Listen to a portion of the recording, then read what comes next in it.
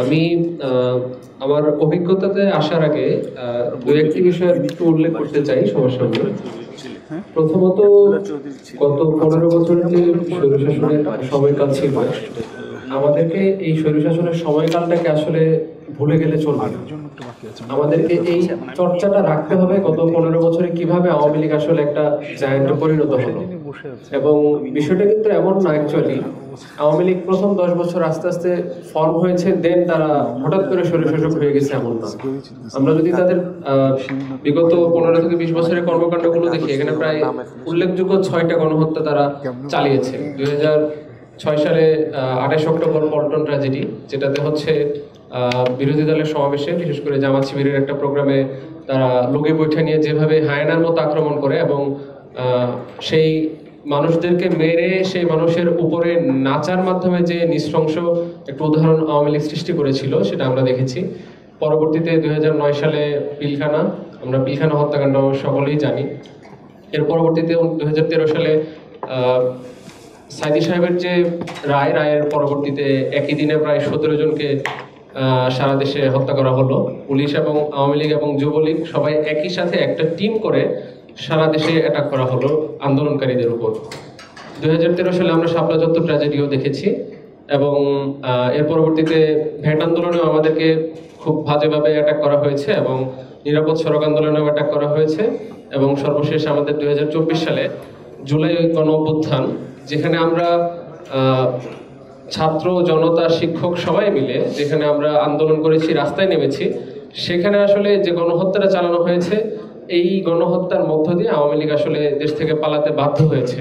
তো মুস্তাক স্যার যেটা উল্লেখ করেছিলেন যে আসলে এই 2024-এর আন্দোলনের সবচেয়ে বড় শিক্ষাটা হচ্ছে এখানে ছাত্র শিক্ষক জনতা সাধারণ মানুষ, এবং আমি যেটা আমার নিজের এক্সপিরিয়েন্স, 5 তারিখে যখন আমরা যমুনা ফিউচার পার্কের সামনে পুলিশের সাথে আমাদের পাল্টা আক্রমণ চলছে, আমার সাথে একজন মাছ বিক্রেতা একজন মামা ছিলেন, লুঙ্গি পরা এবং একটা টি শার্ট পরা এবং টি শার্ট ছেঁড়া।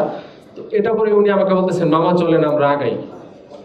তো এই বিষয়টা আসলে আমাকে অনেক বেশি উৎসাহিত করে। এবং আরেকটা ঘটনা আমি উল্লেখ করতে চাই, আগস্টের 4 তারিখে আমার বাসার যে কাজের মহিলা, যিনি আমাদের রান্না করে দিয়ে যান, আমি যেহেতু ব্যাচেলর বাসায় থাকি, তো উনি আমাকে বলতেছেন, মামা গতকালকে আপনাকে যমুনার সামনে দেখলাম, আন্দোলনে আমিও ছিলাম। তো আমি একটু অবাক হয়ে বললাম যে আপনি ছিলেন? বললো যে হ্যাঁ মামা, আমি আসলে আপনাদের মতো তো আসলে মারামারি করার সুযোগ নাই বা আপনাদের মতো কন্ট্রিবিউশন করার সুযোগ নাই, কিন্তু আমি থাকলে অপোনেন্টরা মনে করবে যে না, লোক তো একজন হলেও বেশি আছে। তো আমি ওনার কথাটাই অবাক হয়ে ভাবলাম যে আসলে একজন কাজের মহিলাও এই স্বৈরশাসকের বিরুদ্ধে যে নামতে হবে, স্বৈরশাসকের বিরুদ্ধে যে রাস্তায় সবাই নেমেছে, আমারও নামা উচিত, এই ধারণাটা তাদের ভিতরেও ছিল। তো আমরা সেই জায়গা থেকে 24-এর যে গণ অভ্যুত্থানের যে গল্পগুলি, আমাদের শহীদ এবং আমাদের যে আহতরা, তারাই হচ্ছে আমাদের মূল মাস্টার মাইন্ড। তাদেরকে আমাদের ধরে রাখতে হবে। আমরা যদি তাদেরকে ভুলে যাই, আসলে এটা ঠিক জুলাই পরবর্তীতে আমাদের যে এক্সপেকটেশন ছিল, সেই এক্সপেকটেশনের জায়গা থেকে আমরা অনেক জায়গায় হয়তো ব্যর্থ হয়েছি, আমরা আমাদের আশানুরূপ হয়েছি, কিন্তু তারপরে আমাদেরকে আশা রাখতে হবে এবং আমাদের জুলাইয়ের শহীদদেরকে এবং জুলাইয়ের যে যোদ্ধা যারা আহতরা আছে তাদেরকে আমাদের মূল্যায়ন করতে হবে। এবং সেই মূল্যায়নের জায়গা থেকে আমরা কিছু মানুষ হলেও পারবো যে না, আমার ভিতরে আমি জুলাইকে রাখবো, সারা বাংলাদেশের সবাই যদি জুলাইকে ভুলে যায়, আমি জুলাইকে ধারণ করব। এই ধারণটা আমরা যতক্ষণ করতে পারবো ততক্ষণ আমরা হচ্ছে বাংলাদেশের উন্নয়নের জন্য, বাংলাদেশের জন্য কাজ কন্টিনিউ করতে পারবো। এবং সর্বশেষ স্যারের যে বিষয়টা, আমি দুদক সংস্কার কমিশনে কাজ করার মাধ্যমে আলহামদুলিল্লাহ খুব ভালো একটা অভিজ্ঞতা হয়েছে। আমরা সংস্কার কমিশনে প্রায় 3 মাসে মোর দেন 40 মিটিং করেছি, যেখানে আসলে সবাইকে দেখেছি